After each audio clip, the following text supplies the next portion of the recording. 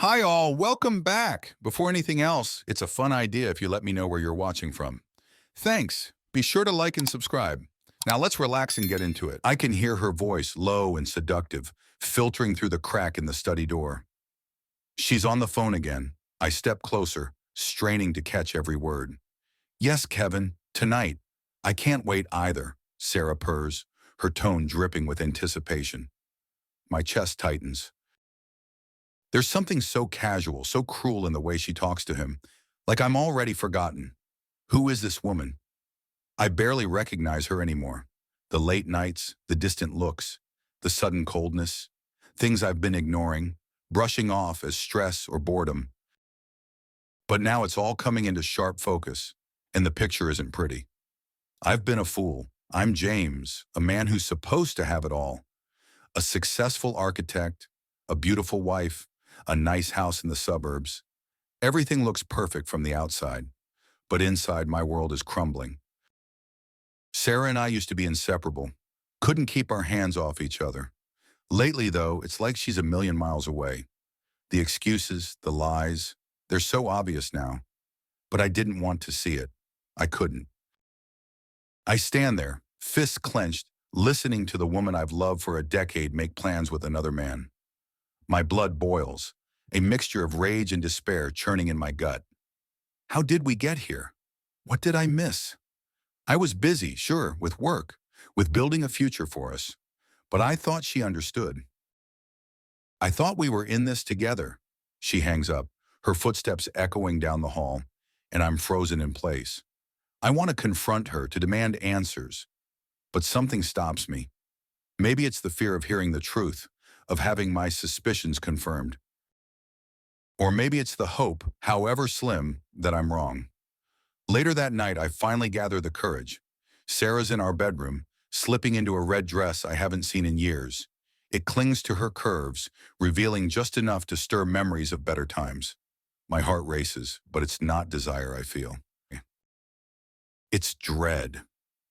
Going somewhere? I ask, my voice tight. She doesn't even flinch. Out, she says, like it's the most natural thing in the world. With Kevin, her eyes flash, but she doesn't deny it. Yes, James, with Kevin. I'm leaving. I stare at her, struggling to process the words. You're what? I'm leaving. With him. Tonight. Everything inside me snaps. If he sets foot in my driveway, I'll make sure he leaves in an ambulance. And if you walk out that door with him, don't bother coming back. You'll regret it for the rest of your life. She looks at me, really looks at me for the first time in months, and I see nothing but cold determination. You don't get to decide that. She grabs her purse and heads for the door. I'm left standing there, my life falling apart as she walks out. The front door slams shut, and I know nothing will ever be the same again. I barely sleep that night. I toss and turn, every sound from the empty house a reminder that she's not here. My mind races with the image of Sarah in that red dress, walking out the door without a second glance. She didn't even hesitate, didn't flinch when I threatened her. It's like she was waiting for that moment, ready to be free of me. But Kevin is the one I can't stop thinking about. What kind of man is he? How long has this been going on? And how the hell did I not see it? I grabbed my phone a dozen times, tempted to call her, to beg her to come back. But what would that accomplish? I can't let her see how broken I am.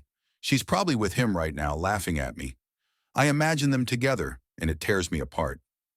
The thought of them, skin to skin, their bodies entwined.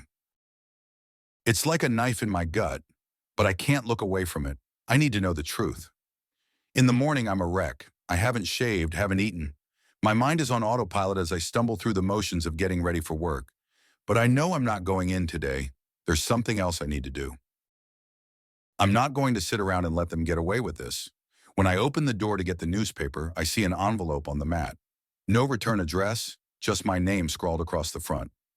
My heart skips a beat. I tear it open, hands shaking. Inside is a single sheet of paper, a legal document, and a flash drive taped to it. I unfold the paper, recognizing the cold, formal language immediately. Divorce papers. I slump against the doorframe, the weight of it hitting me like a sledgehammer. I scan the document, barely registering the words. Irreconcilable differences. She's already made her decision. It's over. But the flash drive, I pry it loose and stare at it. Why would she send this? My laptop is on the kitchen table, so I shove the drive into the port, my fingers clumsy with anxiety. A single video file pops up. I click it, dreading what I might see. The screen fills with an image of a hotel room, dimly lit. I recognize Sarah immediately. She's on the bed, dressed in lingerie I've never seen before, her hair tousled, eyes half closed. She's waiting. Then Kevin steps into the frame, his shirt unbuttoned, a cocky grin on his face. He says something to her that I can't hear, and she laughs, pulling him down onto the bed. My heart stops. I can't breathe. The camera angle shifts, and suddenly, it's like I'm right there with them, watching every kiss, every touch. They're all over each other, a tangled mess of limbs and sweat, and I can't look away. My vision blurs with tears of rage and humiliation, but I force myself to keep watching, to absorb every detail. I need this. I need to feel this anger. It's the only thing that will keep me from falling apart completely. When the video ends, I'm trembling. The screen goes black, but the images are burned into my mind. This wasn't just a fling. It was calculated, filmed, and sent to me like a trophy. She wanted me to see it, to feel every ounce of pain she's been storing up for years. But why? What did I do to deserve this? I can't stay in the house. It's suffocating. I throw on some clothes and grab my keys, my thoughts a chaotic mess. I need answers, and I know exactly where to find them. Kevin works at a real estate firm downtown. I've never met him, but I've seen his picture on the company website. A smug, overconfident bastard with a jawline that's too perfect. The kind of guy who thinks he can take whatever he wants. Today, he's going to learn that's not how things work. The drive there is a blur, my mind racing through every scenario, every possible confrontation. I can't decide if I want to break his face or just demand an explanation. But when I park outside his building, a wave of cold, hard focus settles over me. I'm not going to be the crazy husband who flies off the handle. I'm going to be calm, controlled. I'm going to make him regret ever laying a finger on Sarah. I march into the lobby, ignoring the receptionist's curious glance as I head for the elevator. My heart pounds in my chest, but I keep my face blank, my hands steady. I have a plan. I'll talk to him, man to man, get him to admit what he's done. And then I'll decide what comes next. When the elevator doors open, I'm greeted by a sleek, modern office space. Glass walls, polished floors, everything too clean, too perfect, just like him. I walk down the hall, scanning the nameplates on the doors until I find it. Kevin Morrison, senior partner. My hand clenches into a fist at the sight of it. I don't knock. I shove the door open, storming into the room. Kevin looks up from his desk, surprised at first, but then his expression shifts into something smug, almost amused. "James, right?" he says, leaning back in his chair like he's got all the time in the world. "Didn't expect to see you here."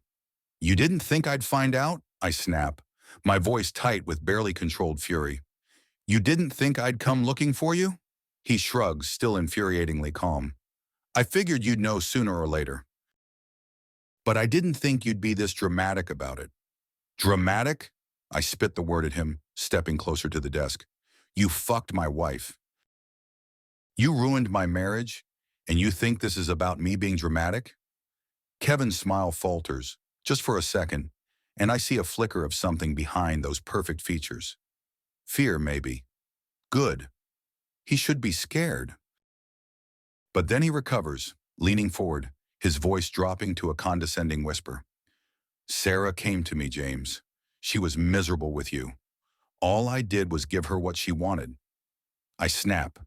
Before I can think, I lunge across the desk, grabbing him by the collar and yanking him out of his chair.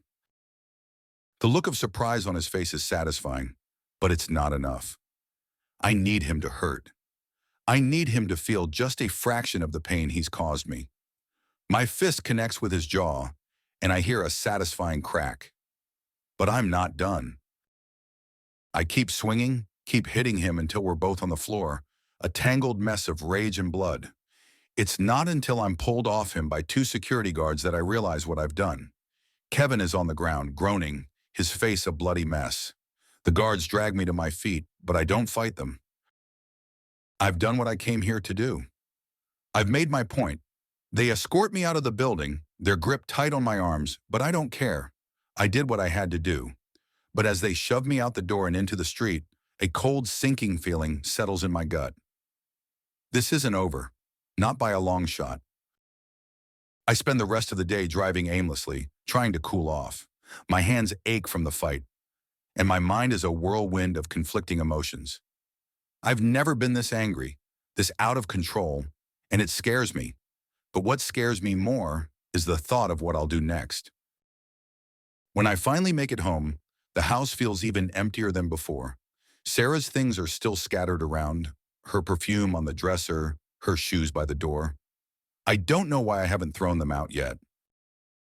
Maybe I'm holding on to some hope that she'll come back, that this is all just a nightmare I'll wake up from. But when I walk into the bedroom, I see something that rips that hope away. Another envelope on the bed, just like the one with the divorce papers. This time it's addressed to me in her handwriting. My hands tremble as I tear it open, expecting more legal documents, more cold, calculated moves. But inside is something far worse. A photograph of Sarah and Kevin sitting on a beach somewhere, looking disgustingly happy. She's in a bikini I've never seen, her arms wrapped around his neck, her head thrown back in laughter. And scrawled across the bottom, in her handwriting, "We're done, James. Move on." I collapse onto the bed, the photo slipping from my fingers. It's like a final nail in the coffin, the last piece of my life falling apart. I want to scream, to smash something, but all I can do is stare at that photo, the image seared into my brain. She's really gone, and she's not coming back. The days blur together after that. I go through the motions, but I'm not really there. I can't eat, can't sleep. All I can think about is her, is them, and how I let it all happen. I start skipping work, spending my time instead obsessing over every detail of our marriage, trying to find where it all went wrong. But the more I think about it, the more I realize it doesn't matter. What's done is done. But then, I'm spiraling. My life has been ripped apart, and I'm just now realizing how deep the cuts go. Every time I think about Sarah, about Kevin, the betrayal tightens around me like a noose. I can't escape it. It's all I think about day and night, driving me to the edge. I try calling Sarah again, but she doesn't answer. Of course she doesn't. She's done with me, made that clear enough. But I can't let go. I need to see her, to talk to her face to face, to understand why she did this. So I drive to her apartment, the one I didn't know about until after she left, a cozy place she must have picked out with him. I bang on the door, my fist connecting with the wood so hard it stings. "Sarah, open up!" I shout. My voice echoes in the hallway. It's early, too early for most people to be awake, but I don't care. I can't wait any longer. Finally, the door cracks open, just enough for her to peer out. Her face is calm, almost bored. It infuriates me. How can she be so detached when I'm falling apart? "What do you want, James?" Her voice is cold, like I'm nothing more than a nuisance. "We need to talk." My voice is harsher than I intended, but I don't try to soften it. She doesn't deserve my kindness. "I don't think there's anything left to say." She starts to close the door, but I shove my foot in, forcing it open wider. "Why, Sarah?" The words come out like a plea, a desperate gasp for air. "Why him? Why this?" She sighs, stepping back to let me in, but her expression doesn't change. "James, you need to move on. This," she gestures between us, "is over. I'm with Kevin now." The way she says his name, so easily, so casually, makes my stomach churn. I glance around the apartment, taking in the neatly arranged furniture, the photos of them together. It's like I never existed. How long? I ask, my voice barely more than a whisper. She hesitates, then shrugs. A few months. Does it matter? A few months, I repeat, the words like acid in my mouth. And you just decided to throw away everything we had? She looks at me, really looks at me, for the first time in weeks. Everything we had, she echoes. James, you were never there. Not really. You were always working, always focused on your projects, your career. I felt like I was invisible to you. I opened my mouth to argue, to tell her how much I loved her, but the words stick in my throat. Because part of me knows she's right. I was focused on my career, on building something for us, for our future. But I thought she understood that. I thought we were in it together. I never meant to hurt you, I finally say, but the words feel hollow, empty. She shakes her head. It doesn't matter anymore. I'm happy with Kevin. He's what I need now. The finality in her voice slices through me. She's really gone. She's not coming back. I stare at her, this woman I thought I knew, and realize she's a stranger. I turn to leave, but before I step out the door, I say the only thing I can. You'll regret this, Sarah. Maybe not today, but one day you'll realize what you've lost. She doesn't respond. She just watches me go, her expression unreadable. Outside, the sun is just starting to rise, casting long shadows across the street. I stand there for a moment, letting the cool air wash over me, trying to make sense of everything. But nothing makes sense anymore. My life, my marriage, everything I thought I knew, it's all been a lie. I start to walk, not really sure where I'm going, just needing to move. My mind races, replaying every moment of our relationship, every sign I missed, every lie she must have told. I can't stop thinking about Kevin, about the smug look on his face when I confronted him. He's not just some random guy she met. He's something more, something darker. I can feel it. So I start digging. I spend hours online, searching for anything I can find on Kevin Morrison. His name pops up in real estate listings, business articles, but nothing that tells me who he really is. Then I stumble onto something interesting. A police report from a few years ago, an investigation into a real estate fraud scheme. Kevin's name is mentioned, but he wasn't charged. Someone else took the fall. My heart races as I read through the report. It's vague, full of legal jargon, but the gist is clear. Kevin was involved in something shady, something he managed to slip out of unscathed. I can't prove anything yet, but it's a start. And if he's done it before, maybe he's doing it again. I need to know more, so I drive to his office. It's late, but I'm hoping to find something, anything that can give me more information. The building is dark, the parking lot empty, but I managed to slip inside. I know it's risky, but I'm past caring about that. I need to know who this guy really is, what he's hiding. I head straight for his office, the one I stormed into before. My heart pounds as I jimmy the lock with a credit card, the door clicking open after a few tries. Inside, everything is pristine, just like before. I start searching through the drawers, the filing cabinets, looking for anything that might connect him to something illegal. Then I find it, a folder tucked away in the bottom drawer, marked confidential. I flip it open, my hands shaking with adrenaline. Inside are documents, contracts, emails, things that don't add up. There's a pattern here, a trail of deals that don't make sense, all tied back to Kevin. It's not just real estate fraud. It's something bigger, something that involves more people, more money, and Sarah's name is on one of the contracts. I sit back, stunned. She's not just involved with Kevin. She's part of whatever this is. My mind races, trying to piece it all together. This isn't just an affair. This is a setup, a scheme to take me down, to take everything from me, and I walked right into it. I can't go to the police, not yet. I need more evidence as something that can't be dismissed. So I start following him, watching his every move. It's not hard. Kevin is predictable, sticking to his routine like clockwork. But the more I watch, the more I realize just how deep this goes. He's meeting with people, making deals that are off the books, all while keeping up the facade of a successful businessman. But it's not just him. Sarah is involved too, meeting with some of the same people, playing her part perfectly. It's like watching a play, each of them playing their roles with me as the unsuspecting audience. The more I see, the more I realize how well they've played me, and the angrier I get. One night, I follow Kevin to a bar on the outskirts of town. It's the kind of place where deals get made under the table, where people go to stay off the radar.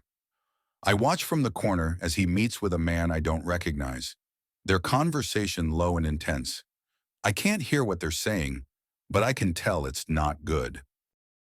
After they leave, I slip out and follow the man Kevin was meeting with. He's older, grizzled, with a look that says he's seen too much. I trail him to a rundown warehouse, the kind of place you don't want to be caught near after dark. He disappears inside and I wait, my mind racing with possibilities. What the hell is Kevin involved in? Drugs? Guns? Something worse? The more I think about it, the more I realize how out of my depth I am. But I can't stop now. I'm in too deep, and I need to know the truth. The next morning, I try to confront Sarah again. I'm done playing games, done trying to reason with her. She needs to know I'm on to her, that I'm not going to let her and Kevin get away with this. But when I show up at her apartment, she's not there. The place is empty, like she never existed. I don't know if she's hiding from me or if she's gone for good, but it sends a chill down my spine. Then the threats start. It's subtle at first, a car following me too closely, a strange voice on the phone that hangs up when I answer. But it escalates quickly. My tires are slashed one night, my mailbox ripped open and trashed. I know it's them. Kevin's associates trying to scare me off. But I'm not scared, I'm pissed. I go to work the next day, trying to keep it together, but it's like everyone can see the cracks in my facade. My boss calls me into his office, his expression serious. "James, we need to talk," he says, motioning for me to sit. I know what's coming, but I sit anyway, trying to keep my hands steady. "What's going on?" He sighs, leaning back in his chair. "There have been concerns about your recent behavior. Your work has been slipping and there have been complaints from clients. We've also heard about your altercation with Mr. Morrison." I stiffen at the mention of Kevin's name. "That was a personal matter. It has nothing to do with work." "It doesn't matter," he says, shaking his head. "We can't have this kind of drama affecting the company. We're going to have to let you go." I stare at him, the words not quite sinking in. "You're firing me?" He nods, his expression sympathetic. "I'm sorry, James, but you need to get your life in order. Take some time, figure things out. Maybe we can talk about bringing you back once you've sorted everything out. But I know that's not going to happen. My career, my marriage, my life, everything is falling apart, and there's nothing I can do to stop it." On my way out, I bump into Kevin in the lobby. He's waiting for me, a smug grin on his face. "Tough break, James," he says, his voice dripping with mock sympathy. "But you should have seen this coming." I want to hit him, to wipe that grin off his face, but I can't. Not here, not now. So I just glare at him, my fists clenched at my sides. "This isn't over, Kevin. You're going to pay for what you've done." He laughs, shaking his head. "You're out of your league, James. You're just a pawn in a game you don't even understand." But he's wrong. I do understand. I know exactly what they're doing, and I'm not going to let them get away with it. As I walk out of the building, I make a decision. I'm done playing by the rules.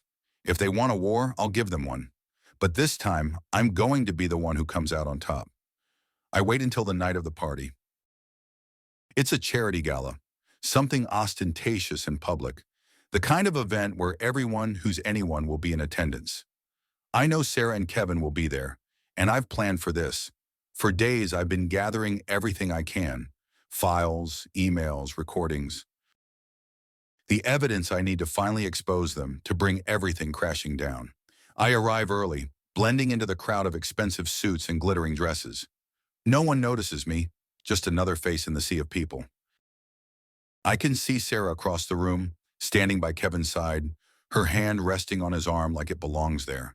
The sight of them together twists the knife in my gut, but I push the pain aside. Tonight isn't about emotion. It's about justice.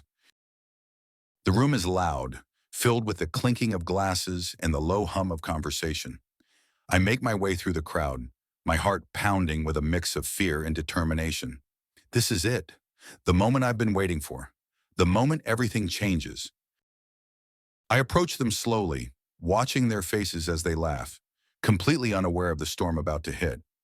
Sarah looks stunning, as always, her hair swept up, her dress hugging her body in all the right places. Kevin is the picture of confidence, his arm draped possessively around her waist. They look perfect together, but I know better. I know the darkness that lurks beneath their polished exteriors. When I'm close enough, I stop, just out of their line of sight. My hands are shaking, but I take a deep breath, forcing myself to stay calm. I can't afford to lose control now. Not when I'm so close. I reach into my pocket, feeling the small, cold device hidden there, the flash drive that holds everything. I've already set up the projector, linked it to the audio system.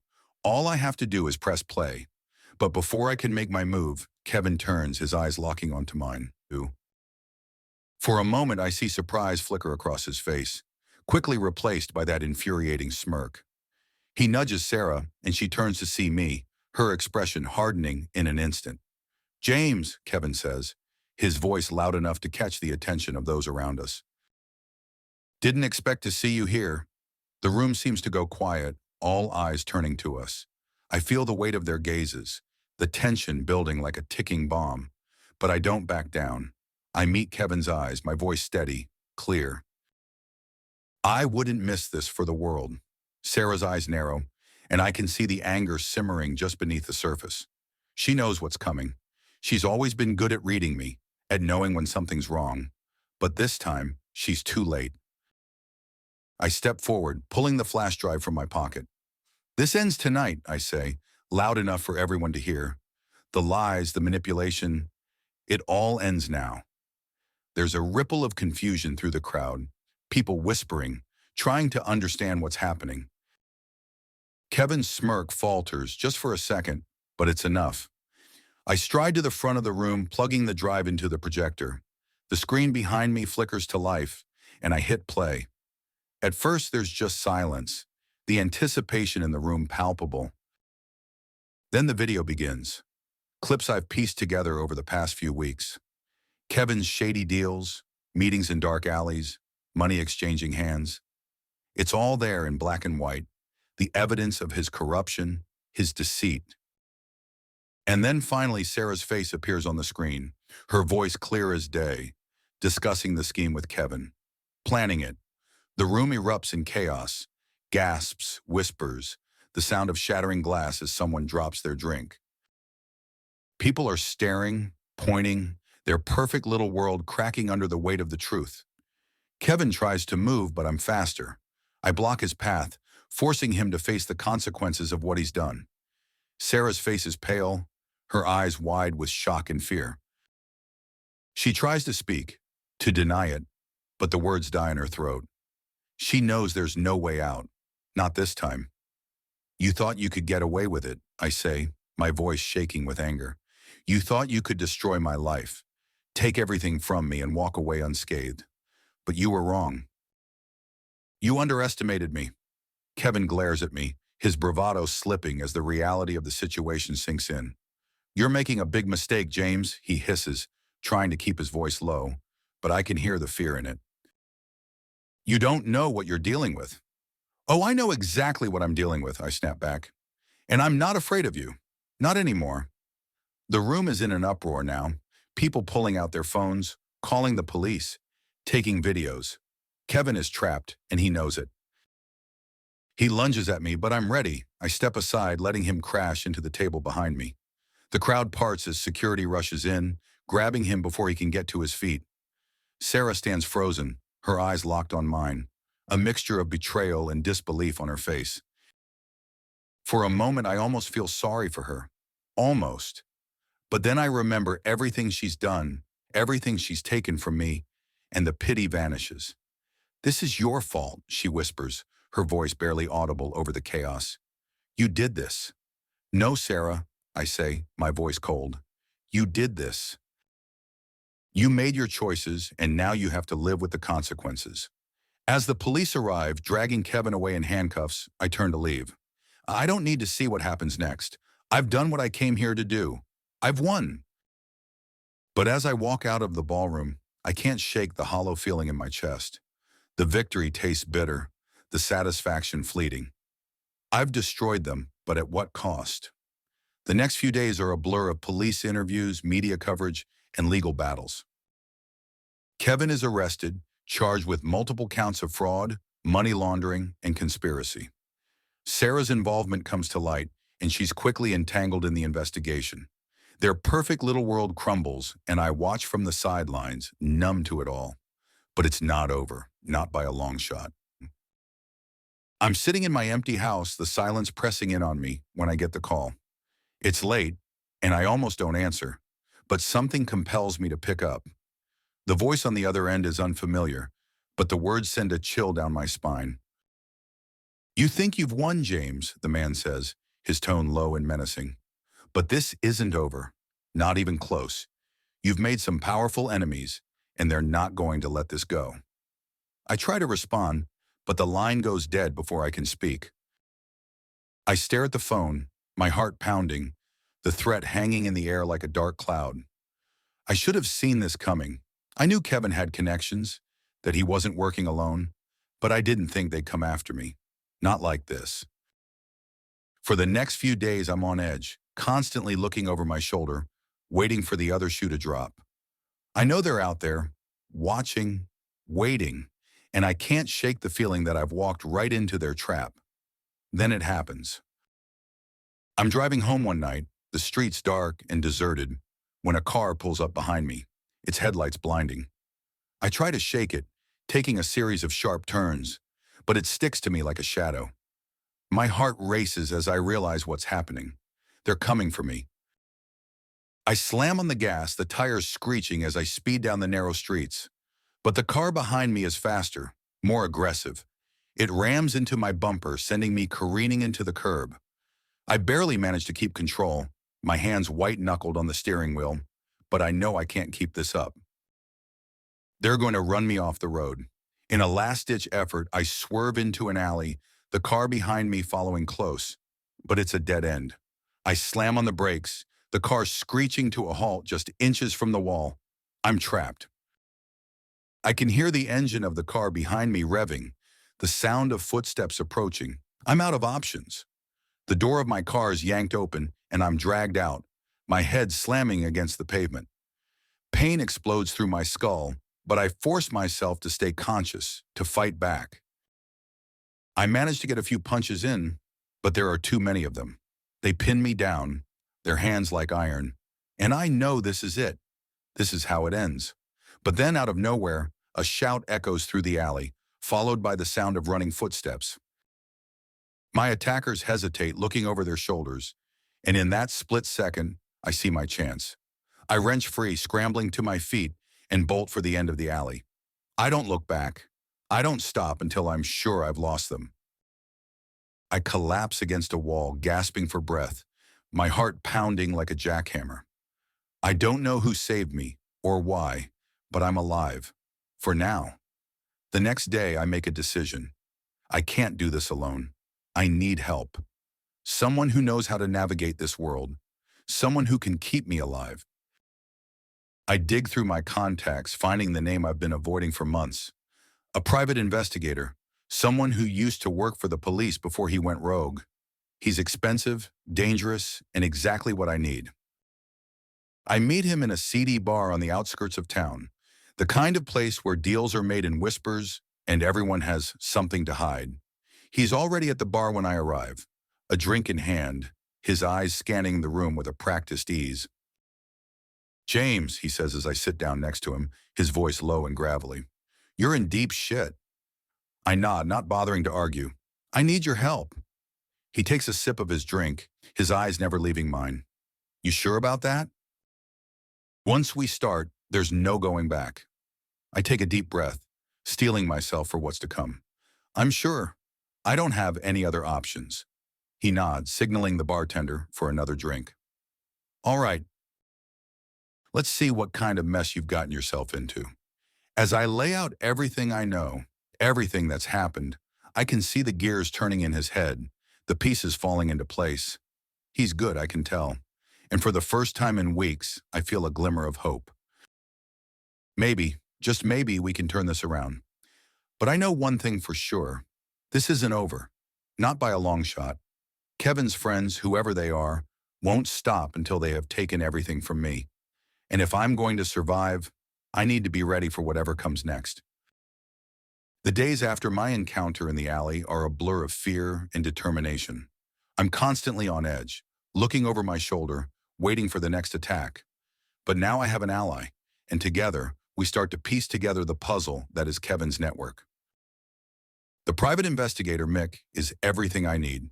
Ruthless, experienced, and willing to bend the law to get results. We work late into the night, poring over documents, tracking phone records, and following up on leads. Mick has a network of contacts that provide us with information, and it quickly becomes clear that Kevin is part of something much bigger than I ever imagined. This isn't just about real estate fraud or money laundering. It's about power, influence, and a web of corruption that stretches far beyond what I initially thought. One night, as we sit in a dimly lit office above a dive bar, Mick lays out what he's discovered. Kevin's been careful, he says, his voice low and serious, but not careful enough.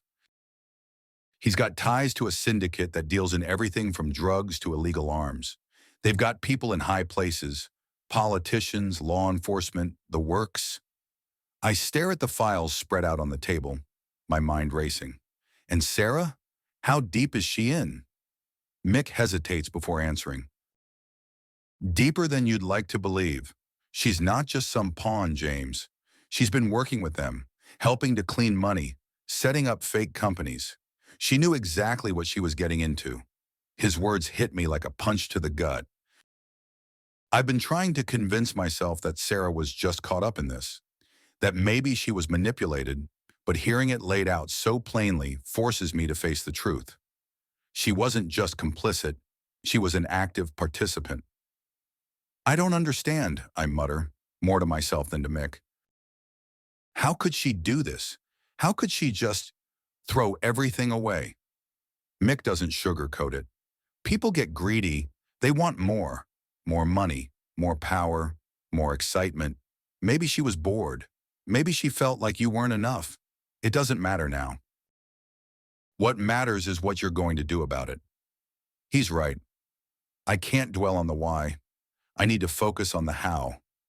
How to bring them down. How to expose the truth. The recording I made at the gala is a start, but it's not enough to take down the whole operation. We need more. We need something that ties Kevin, Sarah, and the syndicate together in a way that can't be ignored. Mick and I start targeting Kevin's associates, applying pressure wherever we can. We dig up dirt, blackmail them, and turn a few key players. It's risky, but it starts to pay off. Slowly, pieces start to fall into place, revealing the full scope of Kevin's operation. One night, after another long day of digging, Mick hands me a folder. This is it, he says, his voice filled with grim satisfaction. This is what we need. I open the folder and see documents, financial records, and a series of emails that link Kevin directly to the syndicate's activities. There's enough evidence here to bring down not just Kevin, but several high-profile figures who've been working with him. It's a smoking gun, the kind of thing that could make headlines and send shockwaves through the city.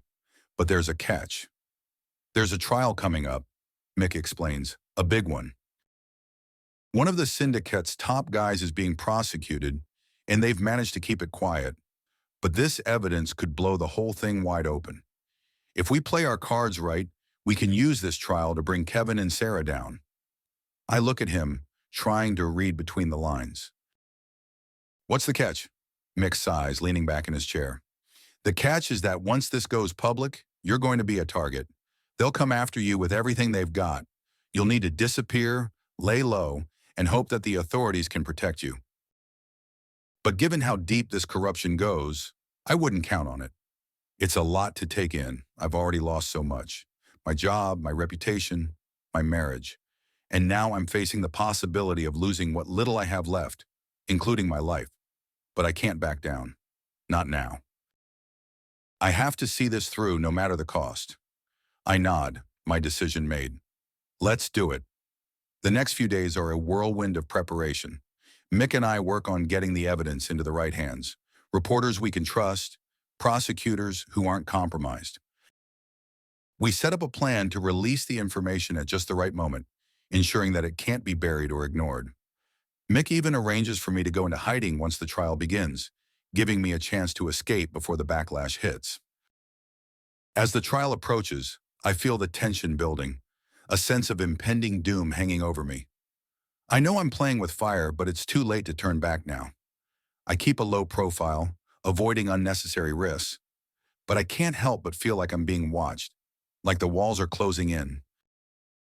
The night before the trial, I can't sleep. I lie in bed staring at the ceiling, my mind racing with thoughts of what's to come.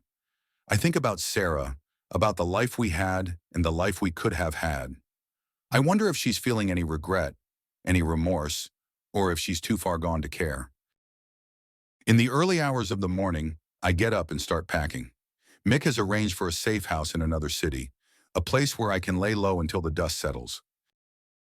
I know it's the smart move, but as I throw my clothes into a bag, I can't shake the feeling that I'm running away, that I'm leaving unfinished business behind. Just as I'm about to leave, my phone buzzes. It's a text from Mick. It's time. They're moving in. I take a deep breath, steeling myself for what's to come. This is it, the moment everything changes. I drive to the courthouse, my hands gripping the steering wheel so tightly my knuckles turn white. The streets are empty, the city's still asleep, but I can feel the weight of what's about to happen pressing down on me. When I arrive, the place is buzzing with activity, reporters setting up, police officers securing the area, lawyers rushing in and out of the building. It's a circus, and I'm the main attraction. I park a few blocks away and slip into the crowd, blending in with the spectators and journalists. I keep my head down, my face obscured by a baseball cap, but I can feel the adrenaline pumping through my veins. I'm nervous, terrified even, but there's no turning back now. The trial begins, and it's everything Mick promised it would be: explosive, chaotic, and filled with shocking revelations. The evidence we've provided is damning, painting a picture of a vast criminal enterprise that reaches into the highest levels of power.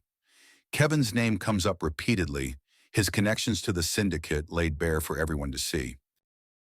Sarah's involvement is also exposed, her role in the operation revealed in excruciating detail. The courtroom is in an uproar, the press going wild with every new piece of evidence. I watch from the back, my heart pounding as the case unfolds. This is what I wanted, what I've been working toward for weeks. But now that it's happening, it feels surreal, like I'm watching someone else's life fall apart. As the trial goes on, I start to see the cracks in Kevin's facade. He's not the invincible figure I once thought he was. He's panicking, desperate to find a way out, but there's none. The walls are closing in on him, and it's clear that he knows it. Sarah, too, is unraveling. She sits in the courtroom, her face pale, her eyes darting around like a trapped animal. I can see the fear in her, the realization that her carefully constructed world is crumbling before her eyes. Part of me wants to feel pity, to remember the woman I loved, but I can't. She's not that woman anymore. She's something else, something I can't forgive. When the trial breaks for lunch, I slip out of the courthouse, needing air, needing space. I walk through the city, my mind racing, trying to process everything that's happened. I should feel victorious, like I've finally won, but all I feel is empty, hollow. I've lost so much, and even though Kevin and Sarah are going down, it doesn't bring me the satisfaction I thought it would. I find a quiet spot in a park, sitting on a bench under a tree, and close my eyes, letting the sounds of the city wash over me. I don't know what comes next, what I'm supposed to do now. I've been so focused on this fight, on bringing them down, that I haven't thought about what happens after. Where do I go from here? How do I rebuild my life from the ashes of everything I've lost? As I sit there lost in thought, my phone buzzes. It's Mick again. It's done. Time to go. I know what he means. The trial is over. The verdict is in. Kevin and Sarah are finished, their empire in ruins. And now it's time for me to disappear, to start over somewhere new. I stand up, taking one last look around the city that's been my home, my prison, and my battleground. Then I turn and walk away, leaving it all behind. The next few weeks are a blur of movement and uncertainty. Mick keeps me hidden, moving from place to place, making sure I stay off the radar. The media frenzy dies down, and eventually the city moves on to the next scandal, the next big story. But I know it's not over. Not really. I'll always be looking over my shoulder, always wondering if the past will catch up to me. But for now, I'm free. I have a chance to start over, to rebuild my life on my terms. It won't be easy. The scars of what I've been through will never fully heal, and the shadows of the past will always be there, lurking in the corners of my mind. But I'm determined to move forward, to find a way to live with what's happened, and to find some semblance of peace. I've learned a lot through all of this, about betrayal, about trust, about the darkness that can live in people's hearts. But most of all, I've learned about myself. I've seen what I'm capable of, the lengths I'm willing to go to when pushed to the edge. And while I'm not proud of everything I've done, I know it was necessary. I did what I had to do to survive, to protect myself, and to find justice in a world that often seems devoid of it. As I settle into my new life, far away from the city and the ghosts that haunt it, I start to see a glimmer of hope on the horizon. Maybe, just maybe, there's a future for me, one where I can find happiness again. It won't be the life I once had, but it can be something new, something better. And as I look out at that uncertain future, I know one thing for sure. I'm stronger now. I'm not the same man I was when this all started. I've been betrayed, burned, and broken, but I've come through the fire, and I'm still standing, and that in itself is a victory. I've been preparing for this moment, but now that it's here, I feel an unsettling mix of emotions: anger, sadness, and something else I can't quite name. I know I have to face Sarah one last time. There are things that need to be said, things I need to hear from her, even if I already know the answers. I need closure, a way to finally put all of this behind me. I've tracked her down to a small town a few hours away, far from the life we used to share. She's renting a modest house, nothing like the places we once lived in. I sit outside in my car, watching the lights flicker on as the sun sets. She's alone. Kevin's in jail, and from what I've gathered, she's been keeping a low profile, trying to stay out of the public eye after everything came crashing down. I get out of the car, my heart pounding as I walk up to the door. It feels strange, almost surreal, to be here after everything that's happened. But I need this. I need to see her, to confront her, and then walk away for good. When I knock, it takes her a moment to answer. I can hear her footsteps on the other side, hesitant, as if she's not sure who it could be. When the door finally opens, we're face to face for the first time in months. She looks different, tired, worn down, like the weight of everything has finally caught up with her.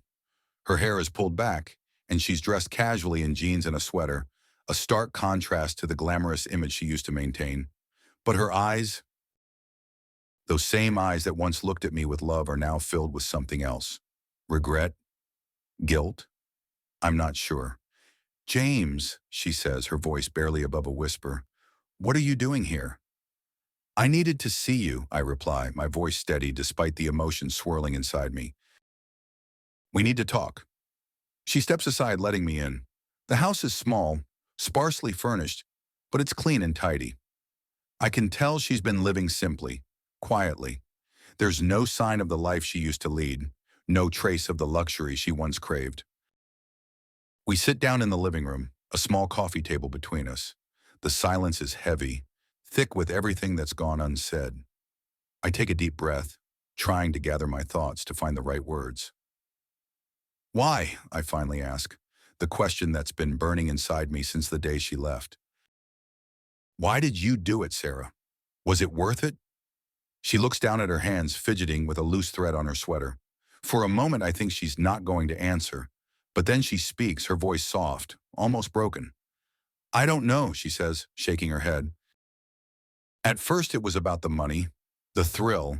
Kevin made everything seem so exciting, so different from the life we had. I felt alive, but it got out of control. I didn't realize how deep I was getting until it was too late. Her words sting, but they also bring a strange sense of relief. I can hear the truth in her voice, the regret she's been carrying. It doesn't excuse what she did, but it helps me understand, if only a little. Was it ever real, I ask, needing to know if any part of our life together meant anything to her. She looks up at me, tears welling in her eyes. Yes, she says, her voice trembling. It was real, James. I loved you. I still do in some way. But I lost myself. I got greedy, and I hurt you. I know that, and I'm sorry.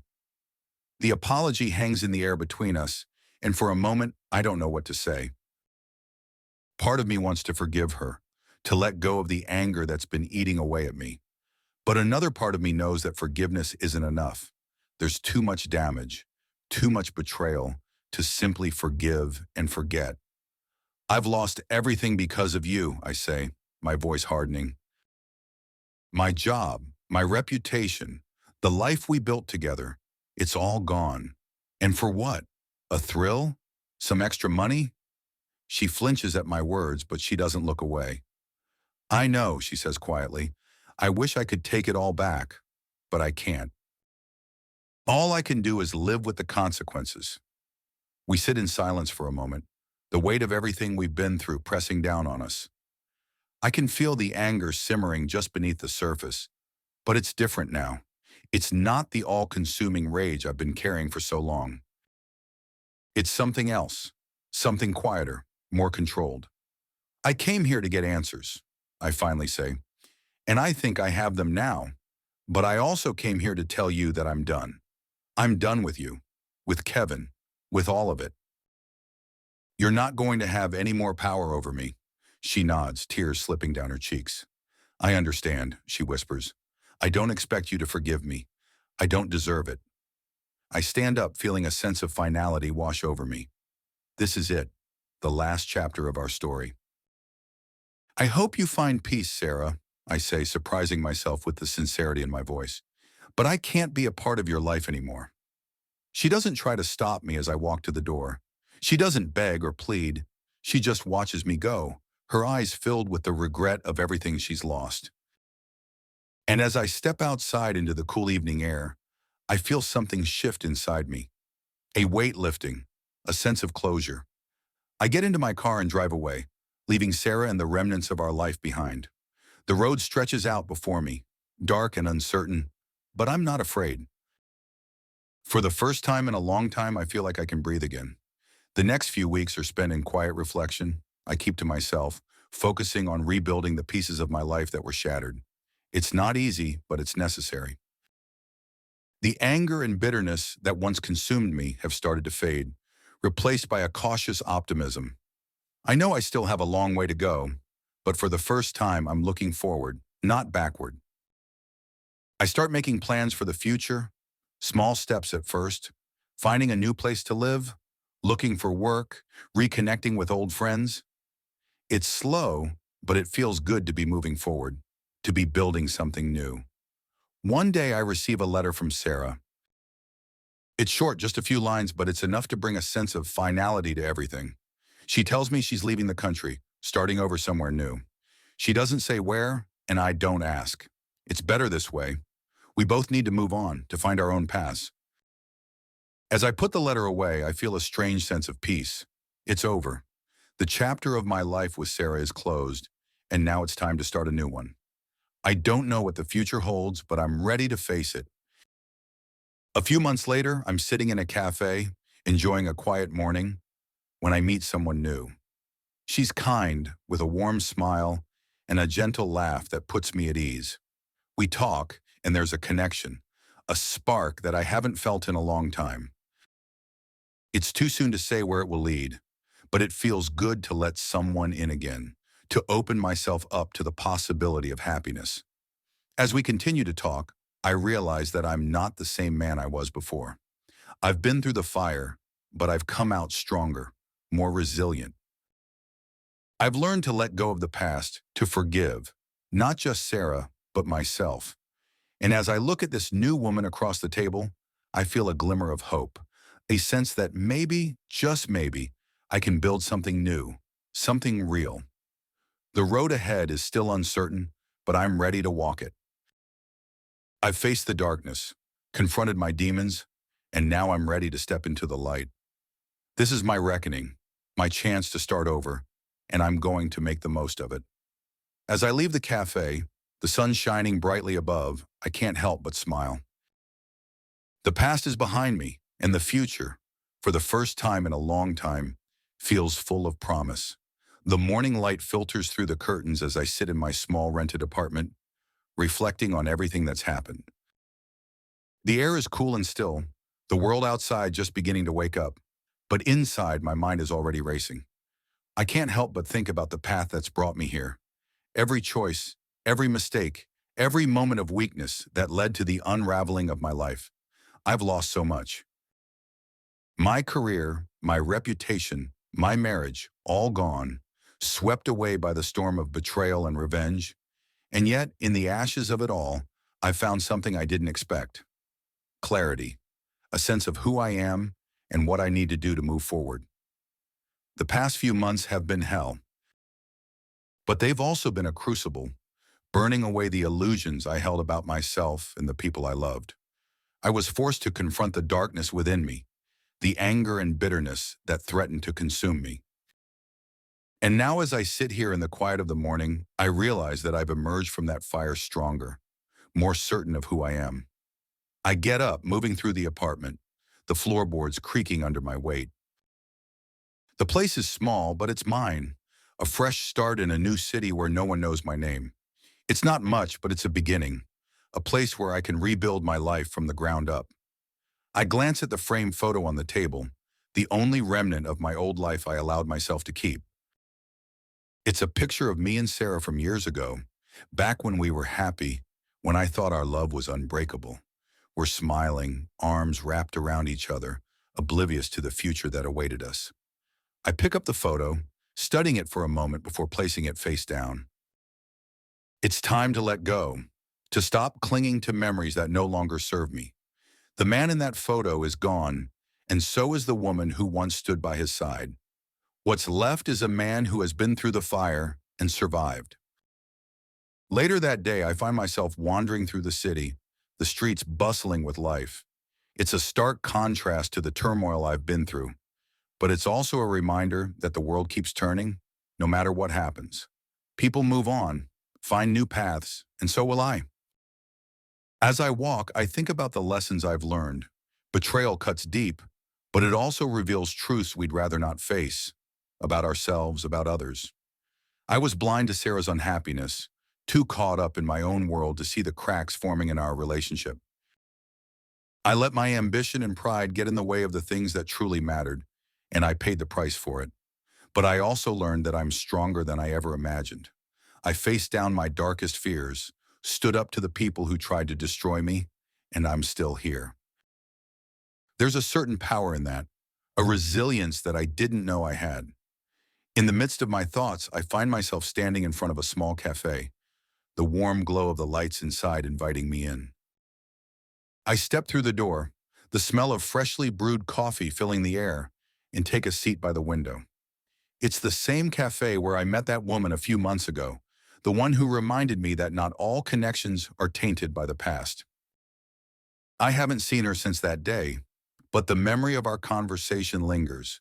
She was kind, open, someone who didn't judge me for the baggage I carry.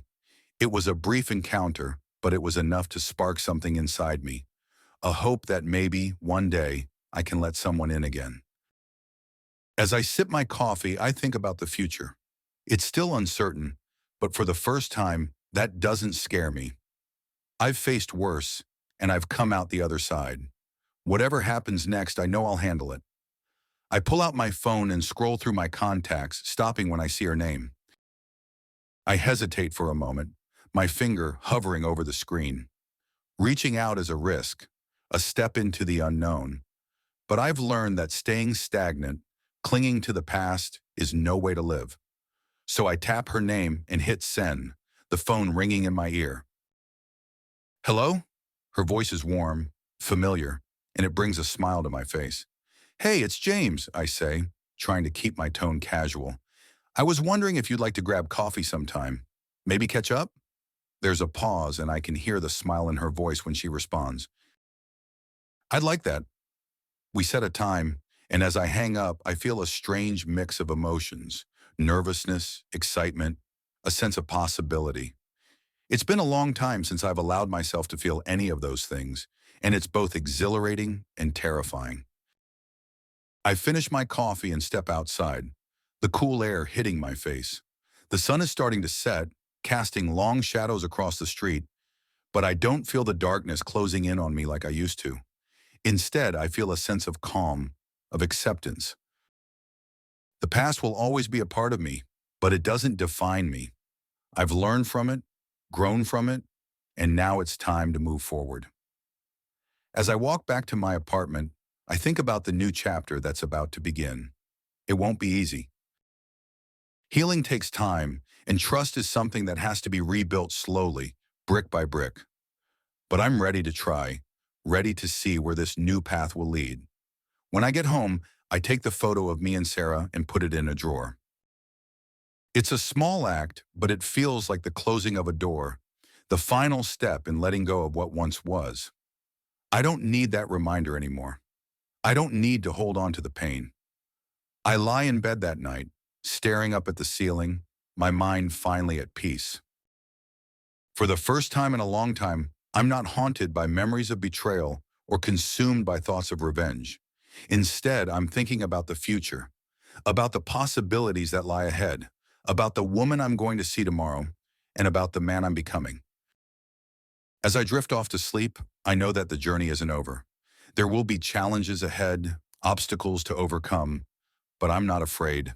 I'm ready to face whatever comes my way, to embrace the uncertainty, and to build a life that's truly mine.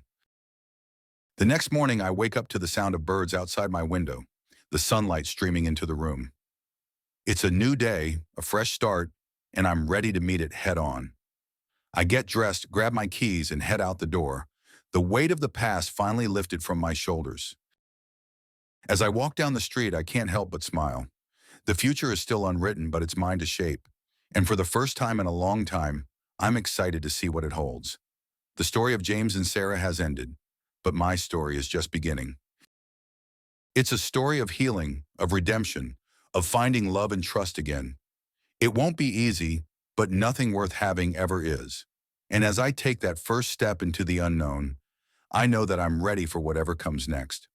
This is my life now, my new chapter, my fresh start. And I'm going to make the most of it.